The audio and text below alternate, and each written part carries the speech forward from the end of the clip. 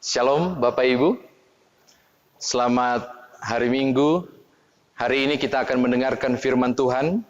Bukalah Alkitab Saudara, Keluaran pasal 4, ayatnya Keluaran pasal 7, ayat 7 hingga ayatnya yang ke-13.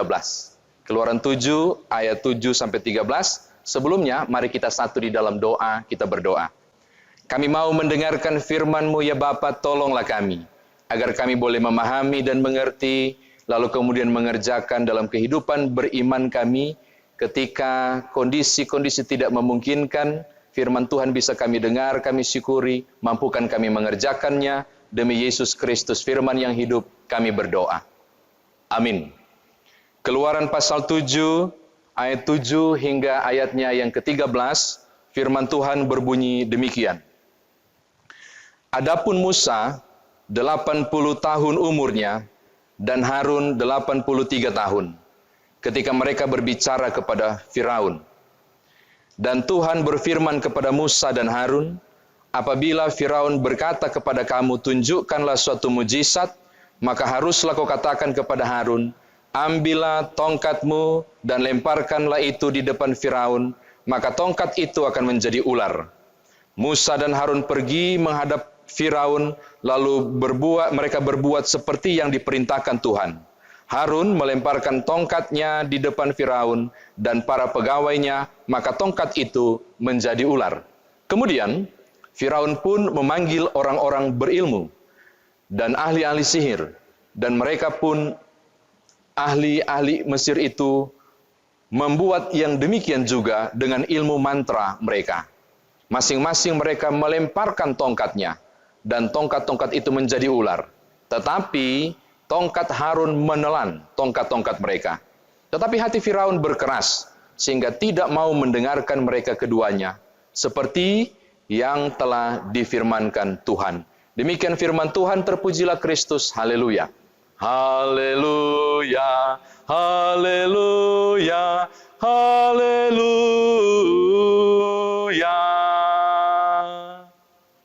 Bapak Ibu, saudara kekasih di dalam Tuhan, kita bersyukur bahwa hari Minggu ini, kendati pun berada di rumah masing-masing, saudara dan saya bisa menjumpai Allah dalam kebersamaan ibadah hari Minggu yang dilakukan oleh seluruh warga Jemaat GPIB, Jemaat Peniel Palembang di rumah masing-masing. Keluaran pasal 7, ayat 7 sampai 13 yang sudah kita baca tadi ini, ada beberapa hal khusus yang saya rindu bagikan kepada saudara sehubungan dengan kondisi Musa bersama Harun menghadapi Firaun. Perhatikan beberapa catatan ini. Yang pertama, jika Bapak Ibu mundur ke belakang pada pasal 4, secara khusus pada ayat yang ke-10 sampai ayatnya yang ke-14, saudara akan menemukan terjadi debat antara Musa dan Allah. Ketika Musa ngeles, nggak mau lagi, tidak bersedia untuk menghadap Firaun. Alasan pertama, karena dia tidak bisa bicara, berat mulut. Tuhan bilang, siapa yang ciptakan mulut? Lalu kemudian dia ngeles lagi, nggak usah saya lah, utuslah orang lain. Di situ Tuhan mulai marah dan berkata, bukankah ada kakakmu Harun? Akhirnya saudara kita tiba pada pasal yang ke-7. Di bacaan kita ini, Musa dan Harun berangkat untuk menghadap Firaun. Perhatikanlah, bahwa ternyata kalau kita baca pada ayat yang ke-7, 8, dan 9, kita menemukan hal yang menarik.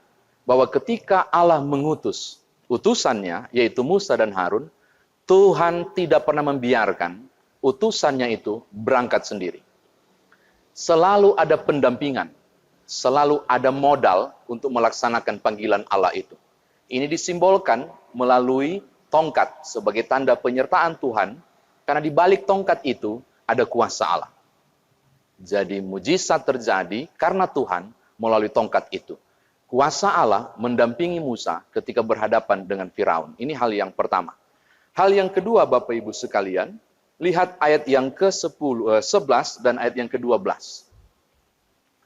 Kalaupun Musa dan Harun mendapat penyertaan Tuhan, tidak serta-merta membuat mereka aman dalam perjalanan.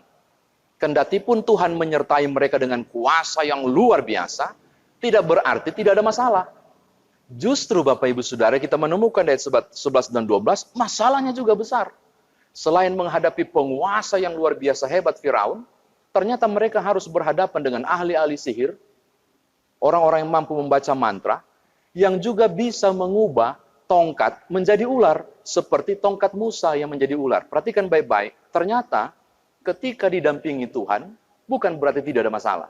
Justru mereka menghadapi masalah yang menandingi Tuhan, yang hampir menandingi kuasa Allah. Jadi, mereka berhadapan dengan persoalan yang baru. Hal yang ketiga, Bapak Ibu, lihat ayat yang ke-12. Kalaupun ada kuasa yang terlihat sebanding dengan kuasa Allah, seakan-akan besar dan luar biasa, namun kita menemukan pada ayat yang ke-12. Sehebat apapun kuasa para penyihir itu, mereka yang punya ilmu mantra, yang mengubah tongkat menjadi ular juga, sehebat apapun mereka ternyata tunduk pada kuasa Allah. Hal ini dibuktikan pada ayat yang ke-12, ketika seluruh ular dari tongkat mereka dimakan oleh ular dari tongkat Musa. Menunjuk bahwa kehebatan kuasa mereka dikalahkan oleh kuasa Allah. Saya kira demikian firman Tuhan ditafsirkan bagi kita. Nah sekarang, bagaimana kita bawa dalam kehidupan beriman kita? Bapak Ibu Saudara, paling tidak ada 3 hal yang bisa saudara dan saya bawa pulang dalam kehidupan beriman kita. Yang pertama, perhatikan baik-baik. Jika Tuhan menginginkanmu, Tuhan akan menginginimu dengan sangat. Saya ulangi. Jika Tuhan menginginkanmu, Tuhan akan menginginimu dengan sangat. Maksudnya adalah, sehebat apapun Musa ngeles untuk tidak mau jawab panggilan Tuhan, ada banyak cara mengerjakan panggilan itu. Hal ini pun senada mau disampaikan kepada Bapak Ibu Saudara. Sangat penting bahwa saudara dan saya, apapun alasannya, di tengah kondisi yang sulit menghadapi Firaun seperti Musa, tidak ada alasan bagi saudara untuk menolak kehadiran Allah. Saudara dipanggil untuk mengerjakan panggilan itu. Tidak ada excuse, tidak ada alasan karena kondisi COVID-19, karena physical distance, tidak ada alasan. Buktinya, Tuhan menyiapkan fasilitas. Salah satunya, kita bisa berjumpa seperti ini, seakan berjumpa bersama, walaupun jarak kita jauh, melalui fasilitas IT dan ibadah kepada Tuhan, ibadah hari Minggu, dan mendengarkan khotbah seakan berada di gereja. Tidak ada alasan untuk kondisi yang sulit sekalipun, panggilan itu harus saudara kerjakan. Apa panggilan itu? Saya menjawab, menghadirkan tanda-tanda kerajaan Allah. Silakan saudara rujuk Lukas pasal 4, bagaimana Yesus mengatakan bahwa jika orang sakit disembuhkan, yang dipenjara dibebaskan, yang tertindas mengalami kelegaan, tanda kerajaan Allah sudah hadir. Saya akan mau berkata kepada saudara, engkau dan saya pun dipanggil untuk mengerjakan panggilan ilahi itu. Apakah pekerjaan Tuhan yang luar biasa itu? Salah satu rumah sakit swasta Kristen di Jakarta mempunyai istilah yang luar biasa. Bahasa Latinnya begini, solare dolorem opus divinum is, yang berarti mengerjakan pekerjaan ilahi. Meringankan penderitaan adalah pekerjaan ilahi. Meringankan penderitaan adalah pekerjaan ilahi. Saudara dan saya dipanggil untuk mengerjakan pekerjaan ilahi seperti Musa dipanggil untuk mengerjakan pekerjaan ilahi, yaitu meringankan penderitaan orang lain, membebaskan Israel. Saudara dipanggil juga untuk meringankan penderitaan saudara-saudara kita yang lain. Bagaimana caranya? Di kondisi ini tidak mudah. Bagaimana caranya? COVID-19 membuat kita physical distance. Bagaimana caranya? Bapak Ibu, Tuhan tidak pernah menyuruh saudara pergi seperti Musa tanpa pendampingan. Musa didampingi, demikian juga dengan saya dan saudara.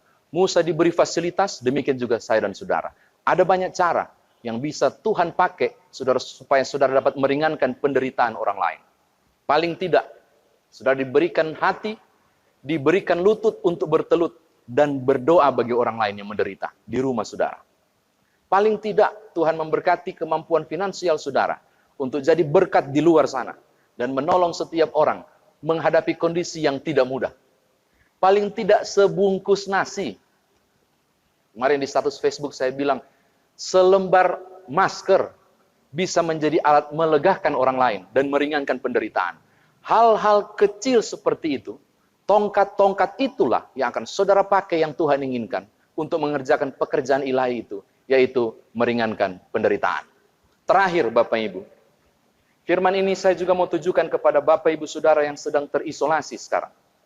Saudara yang sedang sakit, saudara yang sedang mengalami duka cita, saudara yang terpuruk secara ekonomi dan finansial, usaha dan bisnis ambruk karena kondisi ini. Lalu saudara bertanya, how come? Bagaimana mungkin melepaskan diri dari kondisi COVID yang luar biasa ini? Saya mau katakan kepada Bapak Ibu, setelah tulah ke-10, Israel dibebaskan. Setelah Musa keluar masuk bolak-balik menghadap Firaun tanpa lelah, akhirnya pada tulah ke-10, keselamatan terjadi. Perubahan terjadi. Kebebasan Israel didapat. Saya mau katakan hal yang sama. Jangan berhenti berupaya. Berjuanglah terus, bolak-balik seperti Musa. Berjuanglah.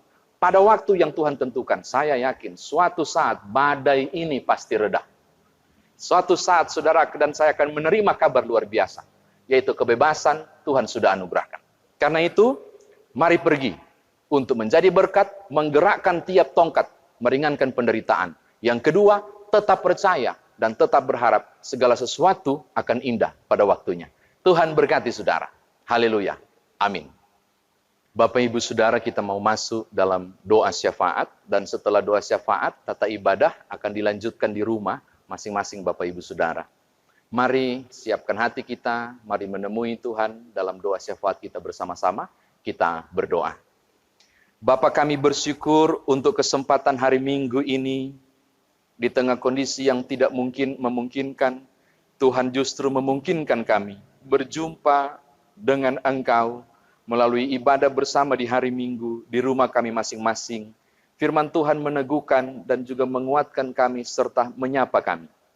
Untuk bisa dipakai oleh Tuhan, Engkau tidak membiarkan kami berangkat sendiri, selalu Tuhan sertai dengan banyak cara dan peluang, meringankan penderitaan orang lain, sambil juga mengingat janji Allah. Suatu saat nanti, suatu saat akan tiba pada waktu Tuhan, kami mendengar berita kelegaan, tentang kebebasan, terutama dari kondisi ini COVID-19.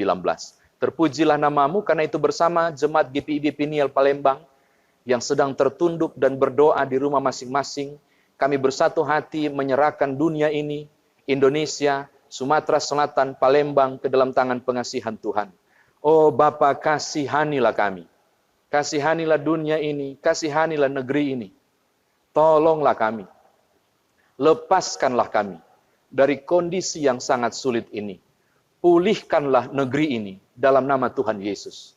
Melalui berkenan Tuhan memberkati dengan kekuatan dan kesehatan dan hikmat pemerintah kami, TNI, Polri, para petugas di rumah sakit, para medis, para dokter juru rawat, para relawan yang bekerja di lapangan, orang-orang yang terjun langsung menghadapi kondisi ini. Berkatilah, supaya melalui mereka karena Tuhan, proses memutuskan mata rantai penyebaran COVID-19 ini terjadi. Dan Indonesia mengalami pemulihan. Hanya berikanlah kami hikmat masyarakat untuk berdisiplin diri, menuruti perintah dan aturan yang telah ditetapkan pemerintah. Sebagaimana kami percaya pemerintah adalah wakil Allah, yaitu kami harus berdiam di rumah. Buat kami dengan sabar menunggu proses ini. Buat kami menjadi alat Tuhan. Sebab barangkali berdiam di rumah adalah bentuk tongkat yang Tuhan berikan untuk menjadi tools atau alat kami mengerjakan perbuatan-perbuatan yang baik. Hamba berdoa dan menyerahkan mereka yang sakit, yang sedang menunggu hasil tes, mereka yang terisolasi di rumah sakit, mereka yang sedang juga berduka saat ini karena kehilangan orang-orang yang disayang dan cintai. Oh Tuhan, mampirlah kepada mereka ketika kami tidak mampu mampir untuk mereka. Pulihkanlah, kuatkanlah iman dan pengharapan, berikanlah kesabaran. Terutama, biarlah penghiburan dari Tuhan datang untuk mereka yang berduka. Supaya setiap orang percaya boleh merasakan, di suasana apapun, di sangat sulit sekalipun kami hadapi kondisi ini, Engkau tidak pernah meninggalkan kami. Terpujilah nama Tuhan. Air syafaat ini hamba berdoa dan menyerahkan secara khusus saudara-saudara kami di Peniel maupun dimanapun berada, yang mendengarkan dan melihat langsung siaran di kanal YouTube ini, yang sedang mengalami kondisi ekonomi terpuruk, kebutuhan-kebutuhan keuangan yang begitu mendesak, sementara kebutuhan hidup terus ada dan meningkat. Bapa, kami berdoa untuk semua orang saat ini, dengan usaha, bisnis, dan pekerjaan yang amburadul karena kondisi ini. Tuhan, kami memohon bukalah tingkap berkat-Mu dalam nama Tuhan Yesus. Tolonglah setiap kami, hanya kepada Engkau-lah kami berharap, bukalah jalan. Dengan cara apapun di kebuntuan kami ini kami percaya, di mana tidak ada jalan kami yakin Tuhan akan membuka jalan. Hanya beri kami hikmat, untuk bisa melihat peluang demi peluang ini, supaya hidup kami terus berlangsung, karena pertolongan dari Tuhan. Terpujilah nama-Mu, ini doa kami, ini mohon hati kami, demi Tuhan Yesus Juru Selamat, yang mengajar kami berdoa. Bapa kami yang di sorga, dikuduskanlah nama-Mu, datanglah kerajaan-Mu, jadilah kehendak-Mu di bumi seperti di sorga. Berikanlah kami pada hari ini, makanan kami yang secukupnya, dan ampunilah kami akan kesalahan kami, seperti kami juga mengampuni orang yang bersalah kepada kami. Dan janganlah membawa kami ke dalam pencobaan, tapi lepaskanlah kami daripada yang jahat. Karena Engkaulah yang empunya kerajaan, dan kuasa, dan kemuliaan,